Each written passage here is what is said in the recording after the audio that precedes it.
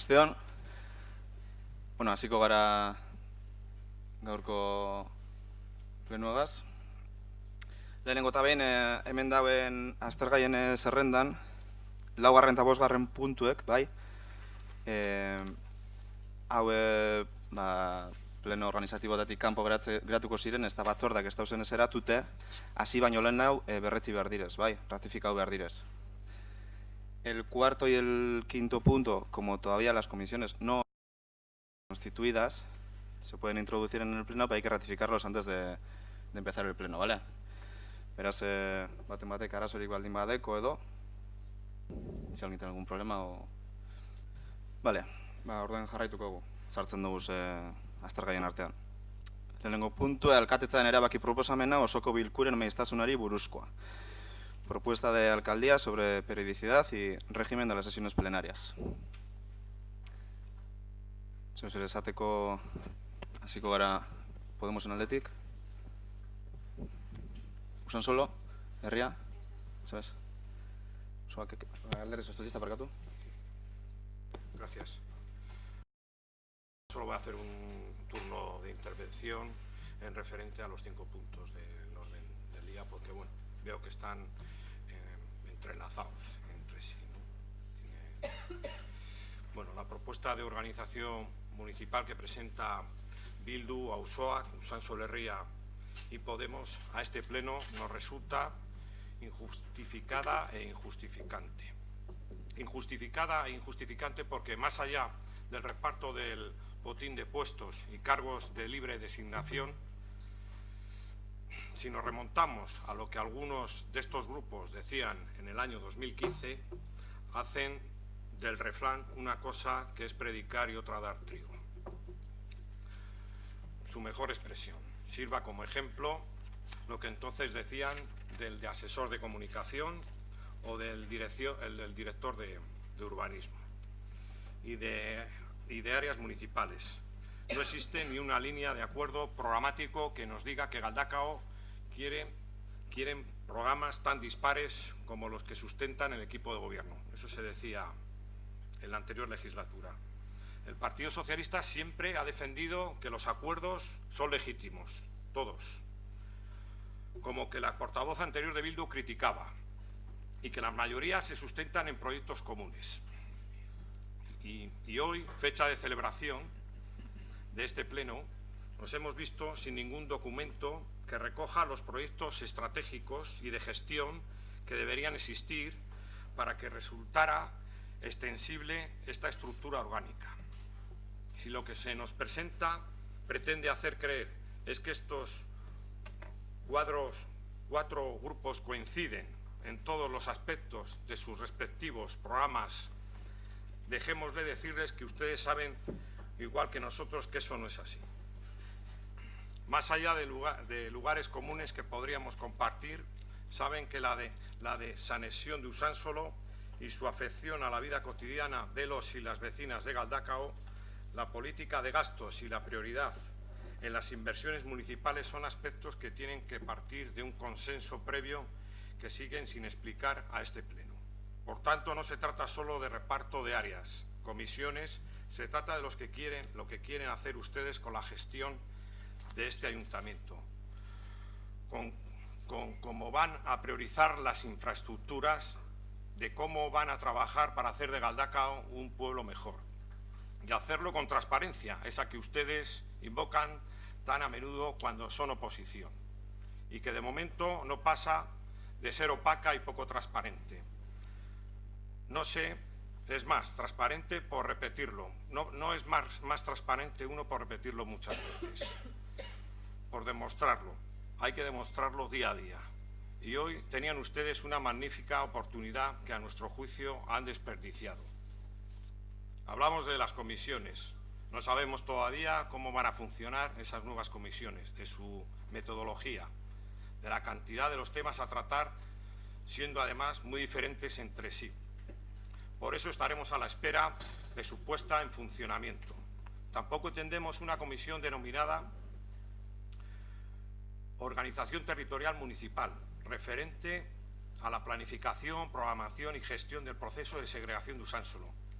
Y no la entendemos porque este proceso ya tiene sus propias comisiones establecidas, aprobadas en un acuerdo plenario. Una comisión paritaria compuesta y establecida en función de los resultados electorales y una segunda que es la comisión mixta, también establecida en este proceso. Ya tiene sus propias comisiones y no la vemos necesaria, argumentando además que la reducción de comisiones, aparte de agilizar el trabajo y que sean más efectivas, no creemos que constituir una comisión específica, especial o temporal sea para ahorrar costes. Esto lleva sus pasos y su tramitación y, por tanto, esto no va a llegar antes a un proceso al final, porque queremos que este proceso, por mucho que queramos avanzarlo, este no va a llegar a su final porque hagamos una comisión específica para esto. Eskerrik asko. Eskerrik asko. Auzoakek? Euskal Alderdi Jeltzaleak? Ez.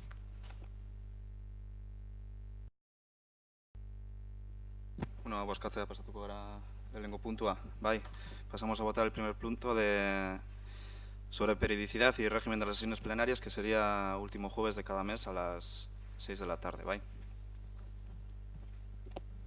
Aldeko botoak, votos a favor. Vale, aho batez.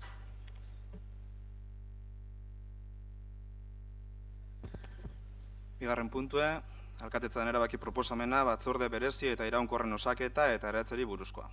Propuesta de alcaldía sobre creación y composición de las comisiones informativas permanentes y especiales. Podemos en aldetik. Sanzu Herria, Alderdi Sozialista, jaitzen. Osoakek eta Euskal Alderdi Jeltzaleak. Ez. Ukeraz. Aldeko botoak, votos a favor. Ezezko botoak, votos en contra. Eta abstentzioak, abstenciones.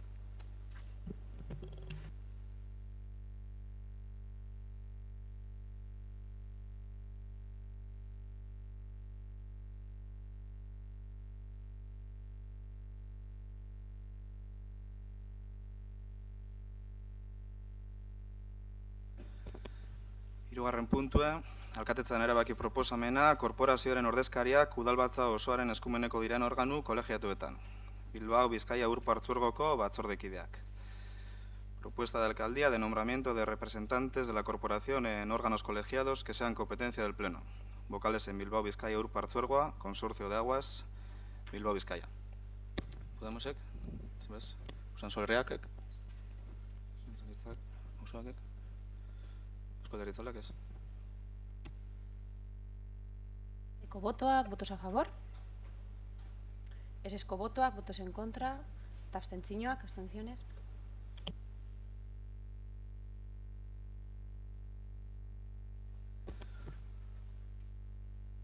Hurrengo puntue, alkatetzaren erabaki proposamena, korporazio kideen ordainsari erregimen eta asistentziagatiko indemnizazioak eta talde politikoei diru izendapenak ezartzeari buruzkoa. Propuesta de alcaldía de fijación del régimen retributivo y de indemnizaciones a miembros de la corporación y asignación a grupos políticos. ¿Podemos? Parkatu, Bai, parkatu. Emendakina dauz hartuta Euskal Alderdi Jeltzaletik, nahi bauzu irakurri edo. Bai, gure emendakina, oposizio lana errespetatzeko bidean eta langileen ordainsarien berdintasuna bermatzen jarraitzeko EAJ-PNVk hurrengo zuzenketa aurkezten du. EAJ-PNV ondorengoa proposatzen dio osoko bilkurari onez dadin. Hurrengoa esan beharrean, hau da, concejal de la oposición mayoritaria, dedicación plena 100%, 42.780,84 euros, hau esan beharko luke. Concejala de la oposición mayoritaria, dedicación plena 100%, 47.535,38 euros. Besterik ez.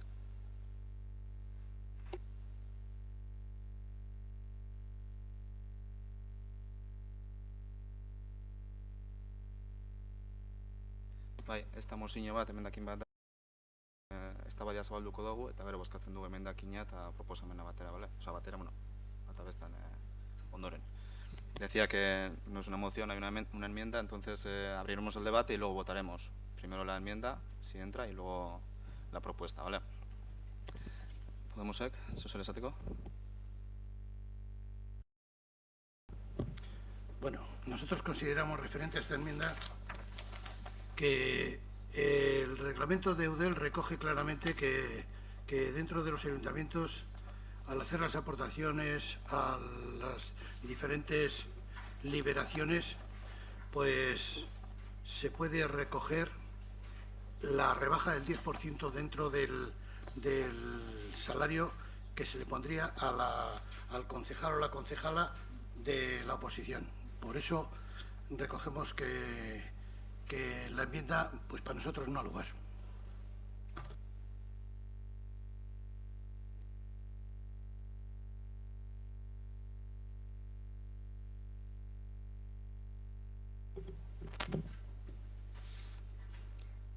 Mediante consenso, el equipo de gobierno hemos conseguido una reducción del 30% en los sueldos a la plantilla.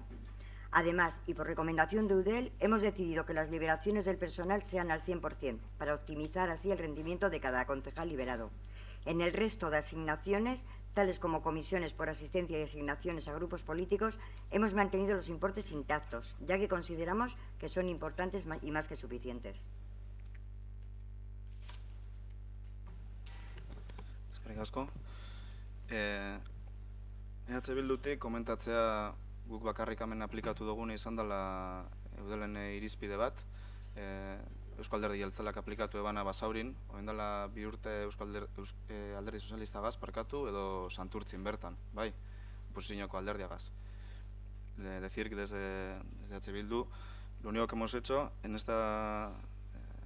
referencia a la enmienda de reducción del 10% en comparación con el concejal o concejala del gobierno con menos retribución, es seguir el criterio de Eudel y seguir lo que ha hecho el Partido Nacionalista Vasco en pueblos como Basauri o Santurtzi cuando ha liberado a una persona de la oposición. Bakarrik hori.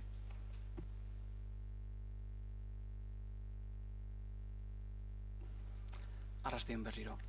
Galdakao, 30.000 biztanle inguruko lehen mailako herria izanik, 180 langile inguruko plantilla eta 37 milioi euroko aurrekontua izan da, gobernu taldeak aurkeztutako proposanaren inguruan, EAJak argi dauka gobernu taldeak eskumen eta askatasun osoa daukala, bere barne antolakuntza diseinatu eta maiganeratzeko.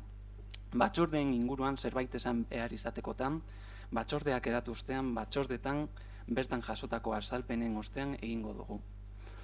EAJak argi dauka oposizioa sistemaren parte badela eta gobernuaren kontrola egiteaz gain, proposamen ezberdinak eta adostasun askotara heltzeko lana egiteko espazio dela. Beti ere, ikuspuntu progresista, humanista eta abertzale bat jarraituz gero. Lan guzti hau ahalik eta hoberen egiteko erreminta guztiak gardentasun osoz erabili ahal izatea erregutzen dugu. Hala nola, espediente eta erregistrora sarbide elektronikoa. Ez daitela gaurko kasua errepikatu, non informazio guztia prentsa bidez jaso dugun esaterako. Prentsa bidez jakin izan dugu antolokuntza aldaketek aurrezpena ekarriko duela udal aurrekontuetara, baina soldatu datu ez gain eta talde politiko bat gitxiago izanez aparte, udal gobernuak ezoiko batzorde edo osoko bilkura gehiagorik ez dala egongo uste du?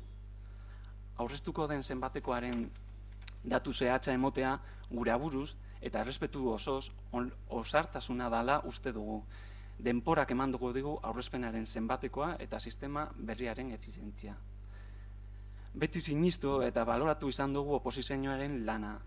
EAJan argi daukagu zeintzuk diren oposizioen lana egiteak daukazan zailtasunak.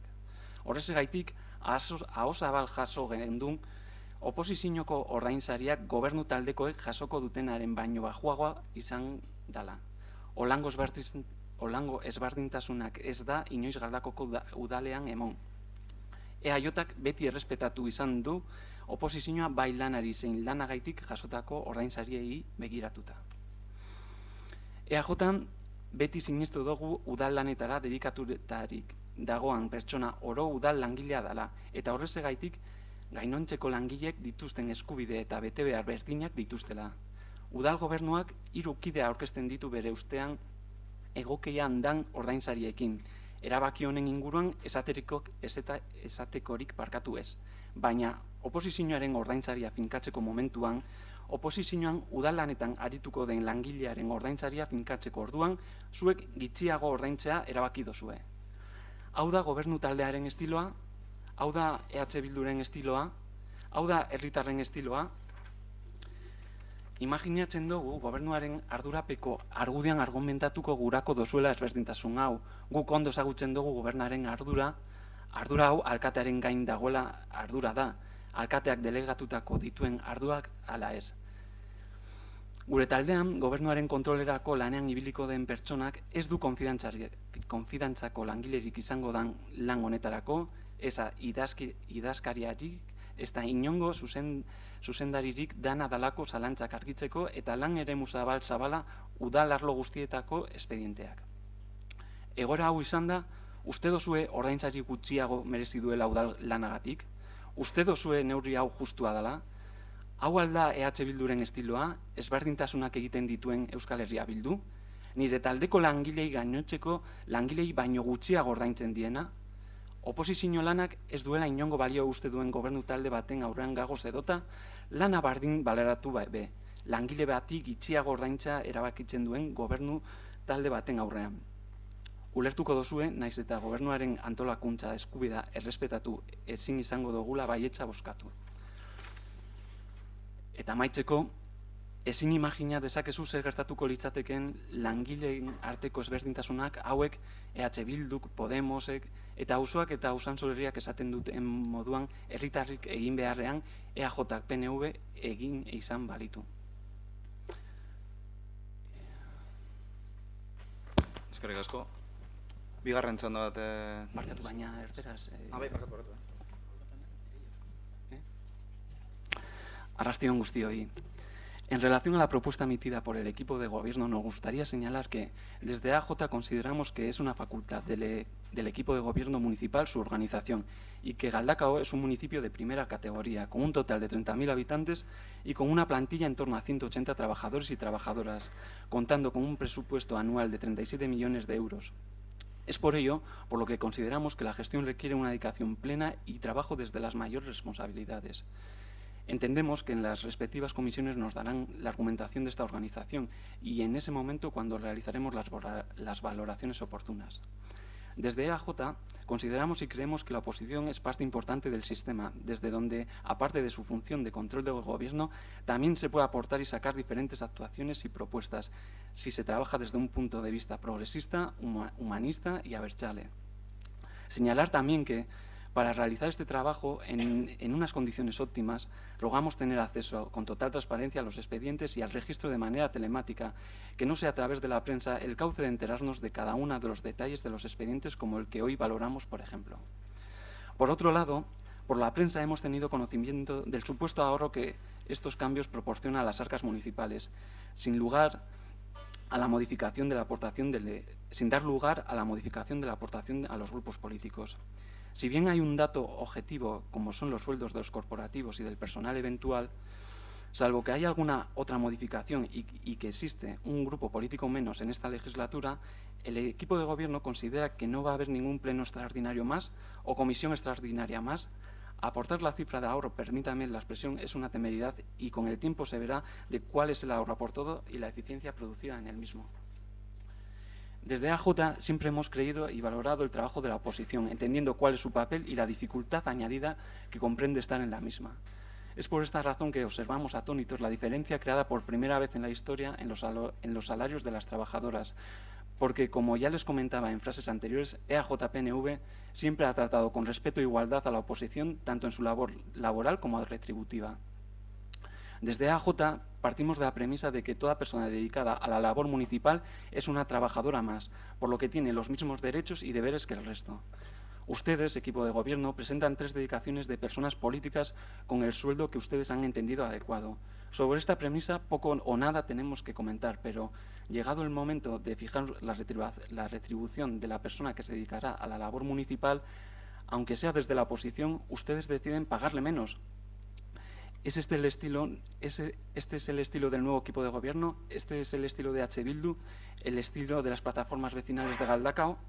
Entendemos que pueden escudarse en la responsabilidad del Gobierno, cosa que conocemos a la perfección, responsabilidad que recae en el alcalde, por lo que las personas que se dedicarán a la labor municipal en el equipo de Gobierno tendrán aquella responsabilidad que usted, alcalde, delegue en ellos o ellas.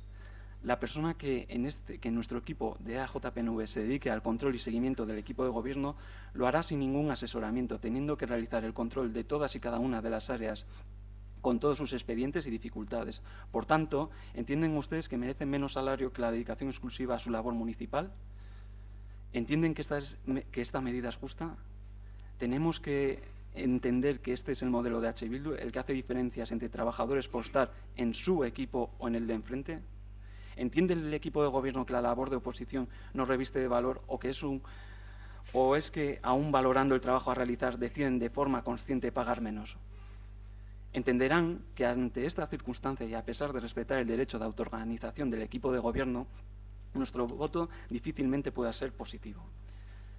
No podemos ni imaginar qué hubiéramos tenido que escuchar si quien hiciera estas diferencias entre trabajadoras hubiera sido EAJ-PNV, en vez de H. Bildu, Podemos, Auzoak y Usanso Herria. Beste barik, eskerrik asko. Eskerrik asko. Bigarren txanda bat zabalduko gu, bat-ematek zuzer baldin badeko esateko, abrimos segunda ronda, si alguien tiene algo que decir. Podemos, Usanso Herria? Bai.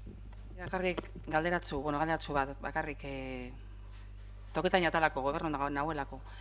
130 berapena soldata, liberatuta dauzun soldatatan, lortu eginda mandatu honetan. Eta beste alde batetik, galdera bat bakarrik eta, aurreko mandatuan, oposiziotik liberatuta egon behar zan pertsona zema kobratuko luke. Hori da galdera bakarrik. ¿Vale? Digo, simplemente dos cositas, dos apuntes. Hay una reducción del 30% en los sueldos de los políticos liberados. Un 30% respecto a los mandatos anteriores. Eso se supone que ya es un ahorro. Y por otro lado, pregunta que va dirigida a Susana a Rubén. ¿Cuánto hubiese cobrado en caso de que se hubiese liberado el mandato anterior la oposición, el concejal de la oposición? ¿Cuánto hubiese cobrado? Exactamente igual que el equipo de gobierno. Caldera, sin más, ¿vale?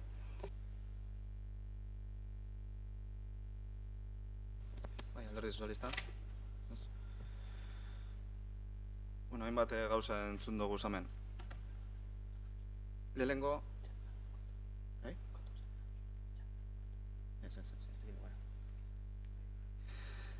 Lehenengo eta behin lasai egoteko esango zuet, bai. Alde batetik espedientetarako sarbidea eta aurrekontuetarako sarbidea eta hori guztia, uste dut gugaz ez duzuela daukiko guk eukin dugu zen oztopoak, lortzeko informazio guztia, nik behintzat azkenengo urtetan, bai. Le digo al PNV que esté tranquilo, que en el tema de la información para conseguir expedientes o presupuestos o lo que sea, no tendréis las dificultades que hemos tenido nosotros desde la oposición. Y tendréis toda la información a vuestra disposición, bai. Bigarren aldetik, publikoak jakiteko, eske igual, emoten dau, gabizela berbaiten, ez dakizen bat dirutza gaitik, dirutzai buruz. Alkateak, kobratuko 50.800 euro, uste dut, eta beste hiru zinegotzik 57.000, ez? Eta egiten dana da, eudelen irizpidea jarraituz, 57.000 horri, 10% jitzi, hau da, 52.000 eta piku. Hau da, 5.000 euroko diferentzia urtean. Repito, no sé si la gente, para que se sepa de qué estamos hablando, que no estamos hablando de unos montantes de dinero increíbles y parece que no sé la que se ha armado aquí. El alcalde cobrará 52.800 euros, los 3 concejales del gobierno liberados 47.000 y siguiendo los criterios de EUDEL, en el que PNV está integrado también en EUDEL a día de hoy, hay un criterio de una reducción del 10% en comparación con el concejal liberado del gobierno que menos cobre, ¿no? Que tenga menos retribución, en este caso de 47.000, menos el 10%, 42.000. Todo esto es por la diferencia de 5.000 euros. Entonces es por hacer una diferenciación entre trabajadores del ayuntamiento hori da? Langileekiko errespetua, uste dut, guraldetik, behintzet, saiatuko garela aukiten. Baina ez sartu saku bardinen hau, langileekiko errespetua eta hori guztia. Zuek bardin egin dozue Basaurin, edo Santurtzin esan dudan moduen. Irizpide bardinen jarraitu dozue. 110 geiztea, eta usteok gainera alderdi sozialistari.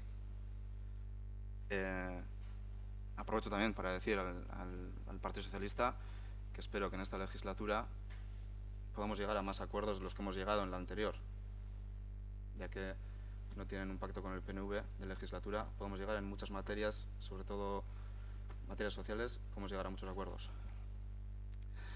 Eta, zebez, bakarrik esatea, harrigarria dela, eudelen irizpide bat aplikatuta olako diskurtso bat entzutea, eta EH Bilduren estiloa.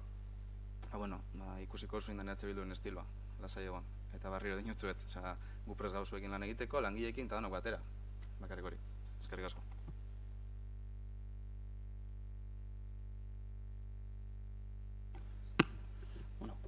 Posten gara preste egotea lanaren aurrera eroateko, gu nik eta nire taldea esan dugun moduen prest gauz, baina nik uste dut edo ez dala ulertu nik esandakoa, edo ez dakit, hasiko naiz Usaso Berritik, pasaden legealdian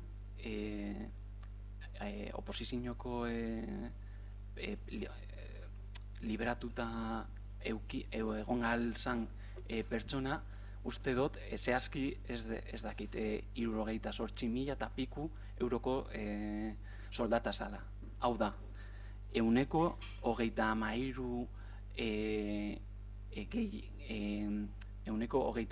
gehiago liberatuta zegoen gobernu taldeko pertsona baino, bai, itxaso, hori egia da. Decía que en la anterior legislatura la persona de la oposición con más representación, que era de EH Bildu, tenía a su disposición una liberación por un importe de 67.000 o 68.000 euros. En esa cifra estaba, que es un 33% superior a lo que estaban percibiendo los concejales y concejalas liberados del equipo de gobierno. Ez da horrela. Zifrak zehatzak direz, ezin da moldatu gu dugun gustura edo. Decía que las cifras son exactas, el sueldo que estaba destinado al personal con mayor representatividad de la oposición era de 68.000 euros, que era un 33% superior al que estaban percibiendo los concejales y concejalas liberados del equipo de gobierno. No hay trampa ni cartón. Nosotros no decimos ni que sea ilegal la propuesta de alcaldía en la cual se rebaja un 10% el salario para la persona que ostente la liberación de la oposición, que son con mayor representatividad, que somos nosotros, ¿no? Lo que decimos son las formas. Vosotros está claro que realizaréis un trabajo de gobernanza y nosotros de control, que al final, en cierta manera, puede dar incluso a sinergias y creo que es de la misma importancia que el vuestro, ¿no? Nombras pueblos como Basauri o Santurtzi, que sí que han llevado a cabo esa directriz que ha hecho Eudel. También te puedo poner Durango, que acabáis de... El partido del gobierno municipal, lo ostenta Bildu y Podemos, no han realizado esa directriz. Al final son formas de gobernar, entiendo. Por lo tanto, o el mismo Bilbao, las personas liberadas que no tienen una coordinación del equipo de gobierno tienen el mismo salario que el de la oposición. Por lo tanto, es más bien una cosa de voluntad que no de ni legal ni se basa en la forma, ¿no? Yo creo. Por lo tanto, cada uno, si le ha sentado mal que el término del estilo, creemos que es una cuestión de estilo, por supuesto. Desde cuando nosotros estábamos en el equipo municipal teníais el 100%, no se os rebajó ese salario. Vosotros ahora estáis y sí que lo estáis haciendo, por lo tanto no hay más que hablar. Eskerrik asko. Bakarrik aklaratzarren eman duzu datu batzuk eta uste dut ez diela izan holan. Esan duzu, aurreko legegintzaldean 57.000 euro kobratzen zauena gobernuko liberatuak, gara euneko 75ean, euneko unean izango ziren 78.000. Bai, bardina, beraz, itxasok zeukan arrazoia kasu honetan. Decía simplemente que el liberado del equipo de gobierno cobraba 57.000, sí, pero al 75%. Entonces Itxaso tiene razón, que era la misma cifra, 57.000 al 75% y 68.000 al 100%. Eta esatea EH Bilduko posizionetik bakizue guk ez gendu hartu, bai. Decir que esa liberación de EH Bildu en la pasada legislatura no se cogió. Vale. Nada más, para aclarar.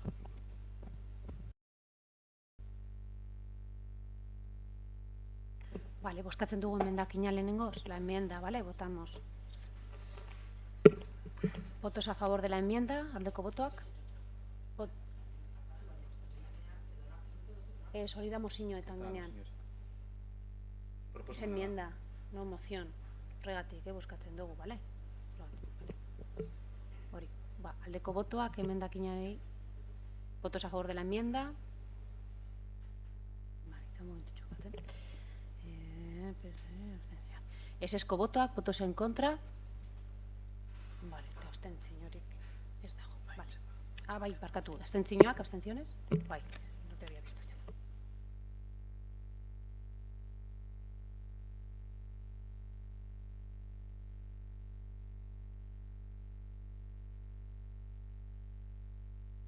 Orain, akordioa bera bozkatzera pasatzen gara, vale? Pasamos a votar el acuerdo en sí mismo. Aldeko botoak, votos a favor. Ezezko botoak, votos en contra. Abstentzioak, abstentziones. Vale.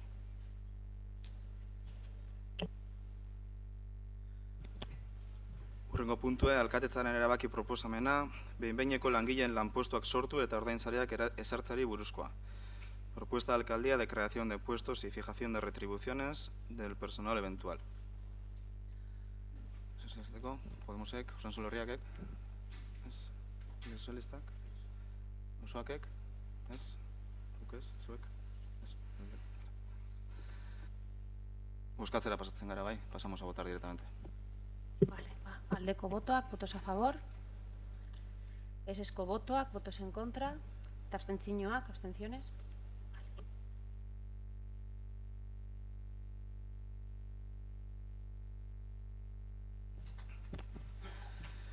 Hurrengo puntua, ondoko alkate dekretuen kontu ematea. Conocimiento de las siguientes resoluciones de alcaldía. 2019-1272 zenbaki egun dekretua, udaltalde politikoen eratzari buruzkoa. Decreto número 2019-1272 de constitución de los grupos políticos municipales. 2019-1326 zenbakiko alkate dekretua, tokiko gobernu batzordaren osaketa eta funtzionamendua ezartzen duena. Decreto de alcaldía número 2019-1326 de composición y funcionamiento de la Junta de Gobierno Local. 2019-1326 zenbakiko alkate dekretua, alkate ordeak izendatzen dituena. Decreto de la alcaldía número 2019-1361 de nombramiento de vicealcaldías. 2019-1326 zenbakiko alkate dekretua, bozeramaileen batzordaren eraketari buruzkoa. Decreto de la alcaldía número 2019-1376 de constitución de la Junta de Portavoces. Bueno, hau ezoiko pleno izan da, bai, ha sido pleno extraordinario. Puntuen artean ez dago galdera eta arreguak egiteko aukera sartuta, baina, bueno, baten batek zozer baldin badeko zozer esateko, ba, bueno, aukera deko. Es un pleno extraordinario, dentro del punto del día, de los puntos del día no va el punto de ruegos y preguntas, pues si alguien tiene algo que decir, pues tiene abierto el turno. Ez? Bueno, ba, eskerrik asko. Bukatutzat emoten dugu gaurko plenoa. Eskerrik asko.